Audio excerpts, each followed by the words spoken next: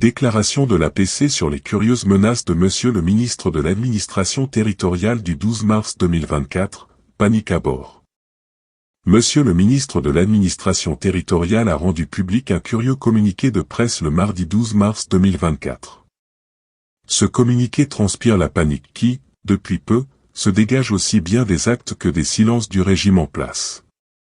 C'est dans ce même élan de panique qu'un autre membre du gouvernement a déclenché l'ire du peuple qui subit le régime en place depuis 42 ans, en posant de façon arrogante la question suivante, qu'est-ce qu'il y avait avant? Depuis lors le Cameroun profond lui répond avec illustration et surtout en manifestant fermement son envie de changement et d'alternance. Quant à l'Alliance pour le changement, APC, elle est prête pour affronter victorieusement les élections municipales, législatives et présidentielles de 2025.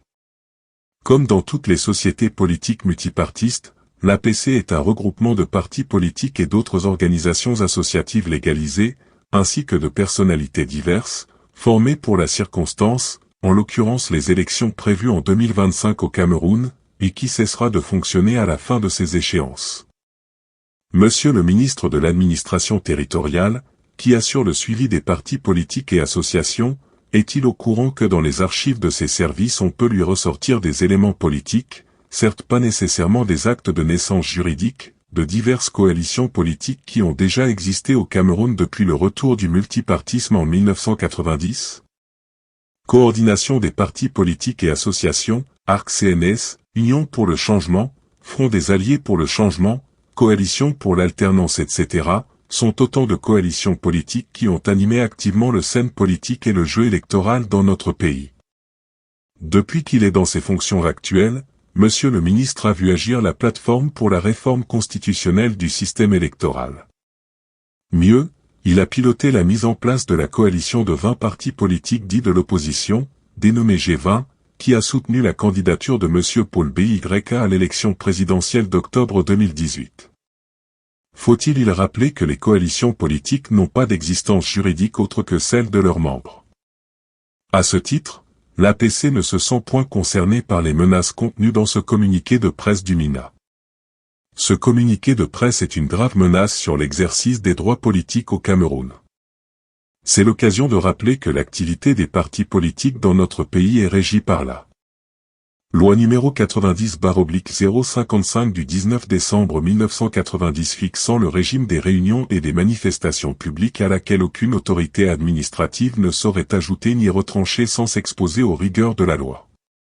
Que ce soit à l'Assemblée nationale ou en dehors, l'honorable Jean-Michel Nincheux n'a jamais ménagé ses efforts pour la fin de la guerre dans les régions anglophones du pays. Son engagement pour le dialogue politique sincère et inclusif entre les mouvements armés et la République est résolu. À ce titre, il rencontre et échange au Cameroun même, y compris dans les prisons, à l'étranger, et pas en cachette, avec tous ceux qui parmi les anglophones, souhaitent le retour de la paix dans notre pays. Il n'a jamais formulé quelque préalable ou exigence que ce soit au gouvernement en faveur des prisonniers du conflit anglophone, sauf si on considère comme telle la proposition publique de libération des 10 prisonniers dans le cadre de la recherche d'une solution politique à cette crise astérisque.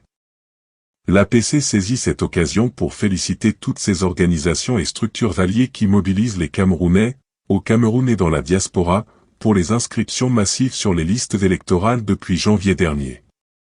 Elle leur demande de redoubler d'ardeur dans la mobilisation et rappelle que pour protéger les victoires futures des fraudes électorales sauvages habituelles, les Camerounais devront voter massivement pour le changement et l'alternance, c'est-à-dire pour le candidat de l'APC à l'élection présidentielle d'octobre 2025, mais avant, en février de la même année, nous les exhortons à voter massivement pour les listes présentées par les partis politiques membres de notre coalition, et, dans un cas comme dans l'autre, de surveiller attentivement le scrutin et de défendre en cas de besoin leur vote avec intrépidité. Vivement 2025. Fait à Yaoundé le 12 mars. Honorable Jean-Michel Nincheux, président national du Front pour le changement au Cameroun, FCC, et coordonnateur national par intérim de l'APC.